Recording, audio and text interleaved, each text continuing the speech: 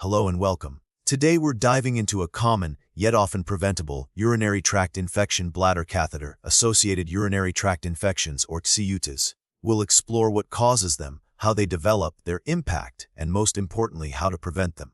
Understanding CUTIs is crucial for healthcare professionals, patients, and anyone involved in caregiving.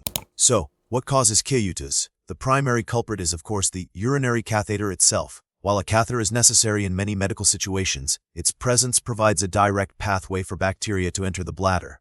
These bacteria can come from several sources: the patient's own skin, the healthcare provider's hands, or even contaminated equipment. In essence, the catheter bypasses the body's natural defenses, making it easier for bacteria to colonize and cause infection. Now, let's discuss the pathophysiology, or how CUTIs develop. The catheter disrupts the normal sterile environment of the urinary tract. Bacteria attach to the surface of the catheter, forming a biofilm, a sticky matrix that protects them from antibiotics and the body's immune system. This biofilm acts as a reservoir for bacteria, allowing them to continuously shed and infect the bladder lining.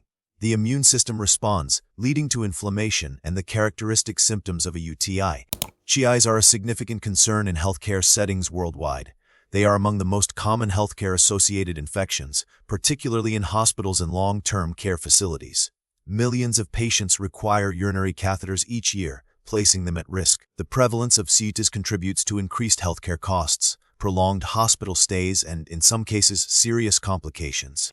The signs and symptoms of a CUTI can vary. Some patients may experience classic UI symptoms like a burning sensation during urination, frequent urges to urinate, or clouding. However, in some cases, especially in older adults, CUTIs may present with more subtle symptoms like confusion, fatigue, or a change in mental status.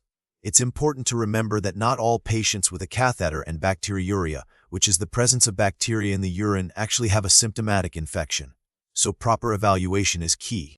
Diagnosing a CUTI involves a combination of clinical assessment and laboratory testing.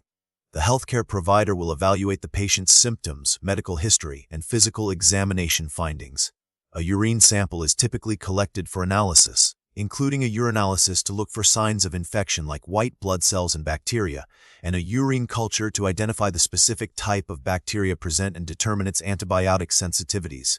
It's important to note that asymptomatic bacteriuria, or the presence of bacteria in the urine without symptoms, does not always require treatment. While CUTIs aren't strictly classified into different types, it's important to differentiate between asymptomatic bacteriuria and symptomatic infection. Asymptomatic bacteriuria, as mentioned, is the presence of bacteria in the urine without any accompanying symptoms. Symptomatic CUTIs, on the other hand, present with the classic signs of a urinary tract infection. The distinction is crucial because treating asymptomatic bacteriuria can actually increase the risk of antibiotic resistance without providing any benefit to the patient. Treatment for symptomatic CUTIs typically involves antibiotics. The choice of antibiotic depends on the specific bacteria identified in the urine culture and its antibiotic sensitivities.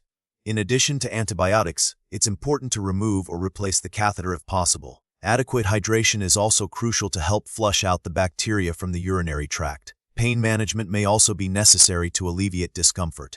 Prevention is the most effective strategy for combating CUTIs. This involves a multi-faceted approach that includes avoiding unnecessary catheter use, using aseptic technique during catheter insertion, securing the catheter properly to prevent movement and trauma, maintaining a closed drainage system, ensuring proper hygiene around the catheter insertion site, and regularly assessing the patient for signs and symptoms of infection.